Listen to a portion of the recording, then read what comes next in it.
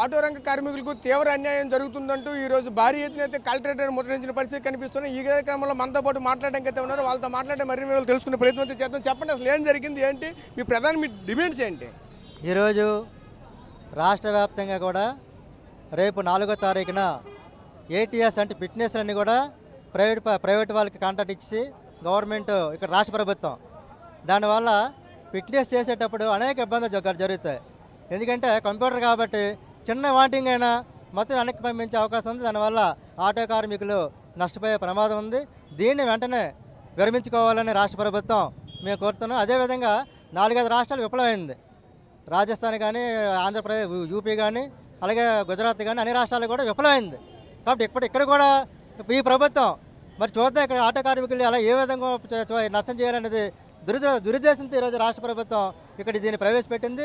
దీన్ని వెంటనే విరమించుకోవాలని ఈరోజు మేము డిమాండ్ చేస్తున్నాం. లేకపోతే మాత్రం ఈ పోరాటాన్ని ఉధృతం చేస్తామని తెలియజేస్తున్నాం. రాష్ట్ర ప్రభుత్వం అనేక విధానాలని ప్రవేశపెడుతూ ఆర్టీసీ కాంప్లెక్స్లో, రైల్వే స్టేషన్లో ర్యాపిడ్ వాల్వా లైసెన్సులు ఇచ్చి ఫోన్ చేస్తే వెహికల్ కాల్ దగ్గరకు వచ్చేటట్టుగా వాళ్ళకి అక్కడ స్టాండ్లు ఏర్పాటు చేసి చేయడాన్ని వ్యతిరేకిస్తున్నాం. ఎందుకంటే వేలాది మంది ఇక్కడ ఫ్యాక్టరీలు మూతపడి ఏ ఉపాధి లేకుండా ఉంటే ఆటో ఉపాధి ఎన్నుకొని జీవిస్తున్న పరిస్థితి ఉంది. మరి ఈ పరిస్థితుల్లో గవర్నమెంట్ ఇలాంటి నిర్ణయం తీసుకోవడం సమంజసం కాదు. ఆ ర్యాపిడ్ వాల్వ్ అనేది వెంటనే వెనక్కి తీసుకోకపోతే ఉధృతం చేస్తాం. అలాగే ఫిట్నెస్ సర్టిఫికేట్ అనేది వెహికల్ ఇన్స్పెక్టర్ ఇవ్వాలి. ప్రైవేట్ వ్యక్తుల చేతికి ఇచ్చేసి సెన్సార్లతో చెక్ చేసి 1000 రూపాయలు అవ్వాల్సిన ఫిట్నెస్ వీళ్ళు 10,000 రూపాయలు అయ్యే పరిస్థితి ఉంది. అంతంత మాత్రాన జీవించే పరిస్థితి ఉన్న ఆటో డ్రైవర్లు పూర్తిగా నష్టపోయే పరిస్థితి ఉంది. మరి గవర్నమెంట్ వెంటనే దీన్ని వెనక్కి తీసుకోవాలి. వెనక్కి తీసుకోకపోతే కుటుంబాలతో రోడ్డు ఎక్కే పరిస్థితి మేము తీసుకొస్తాం. దీన్ని మేము ఉధృతం చేస్తాం. రోడ్డెక్కి నినదిస్తాం. గవర్నమెంట్ విధానాన్ని వ్యతిరేకిస్తాం. ర్యాపిడ్ వాలా వంటి ఆటోలు కానివ్వండి, బైకులు కానివ్వండి, దీని ద్వారా ఆన్లైన్ బుకింగ్ వల్ల వచ్చిన ఆటో డ్రైవర్లు అనేక ఇబ్బందులకు గురయ్యి వాళ్ళు జీవన ఉపాధిని కోల్పోతున్నారు. వాళ్ళు ఏంటంటే వాళ్ళు వచ్చేటప్పటికి బుక్ చేసేటప్పటికి సింగిల్ అయితే బైక్ మీద తీసుకెళ్ళిపోతున్నారు. మేమైతే 50 రూపాయలు అడిగితే వాళ్ళు 30 రూపాయలకే తీసుకెళ్ళిపోయే పరిస్థితి ఉంది.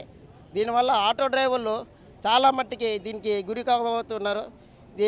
కుటుంబాలు చాలా మట్టుకి చిన్న భిన్నం అయ్యి ఈ ఫిట్నెస్ సర్టిఫికేట్ వల్ల కొంత ఫిట్నెస్ సర్టిఫికేట్ లేక రికార్డులు లేదని కొంతమంది ఆన్లైన్ ఫోటోలు తీసి చాలా ఇబ్బందులు గురి అవుతున్నారు.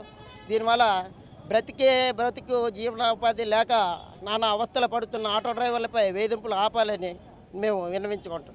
మీరు చెప్పండి, ఆటో డ్రైవర్లు ఏ విధంగా ఆవేదన చెందుతారో, ఎటువంటి మిమ్మల్ని ప్రలోభాలకు గురి చేస్తున్నారు, పోలీసులు ఎటువంటి చర్యలు తీసుకుంటారో, ఏం జరుగుతుంది? అంటే ఇక్కడ పోలీస్ డిపార్ట్మెంట్ పాత్ర కొంత ముఖ్యంగా కేంద్ర రాష్ట్ర ప్రభుత్వాలు అన్ని రంగాల్ని ప్రైవేటీకరణ చేసి పెట్టుబడిదారుల చేతుల్లో పెట్టాలనుకున్నారు. అందులో భాగంగా రవాణా రంగాన్ని కూడాను 2019లో రోడ్డు రవాణా సంస్థలని మీద ఒక చట్టం చేసింది కేంద్రం.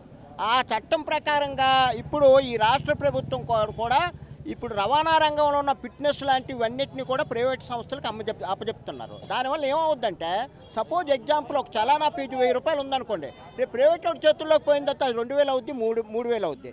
తర్వాత ఓవర్లోడ్ పేరుతోటి, ట్రాఫిక్ పేరుతోటి రకరకాల వేధింపులు చేసి మొత్తం జరిమానాలు 10,000, 20,000 వేయమని చెప్పి జీవో నెంబర్ 21ని అంతకుముందే తీసుకొచ్చారు. దానికి ప్రభుత్వం కొనసాగిస్తుంది. అందుకోసం రోడ్డు రవాణా కార్మికులు కానీ, ఆటో కార్మికులు కానీ వాళ్ళ జీవనోపాధికి ఏమాత్రం భంగం కలిగేటట్లుంటే మా ఏపీ రాష్ట్ర కమిటీ అలాగే విజయదుర్గ ఆటో వర్కర్స్ యూనియన్ వేలాది మంది కార్మికులు సమీకరించి 2017లో ఎలాగైతే 2 రోజులు రాష్ట్రాన్ని బంద్ చేశామో అదే పద్ధతుల్లో మరి ప్రతిఘటన చవి చూడవలసి వస్తుందని చంద్రబాబు నాయుడు ప్రభుత్వాన్ని, కేంద్ర ప్రభుత్వాన్ని హెచ్చరిస్తున్నా. అందుకోసం ఈ సందర్భంగా ప్రభుత్వాలు ఆలోచించుకోవాలని కోరుతున్నాం. చూసాం కదా, ఒకటే చెప్తున్నారు. ప్రధానంగా చూసుకుంటే ఇదంతా కూడా ఒకటే నినాదం చేస్తున్న పరిస్థితులు అయితే కనిపిస్తున్నాయి.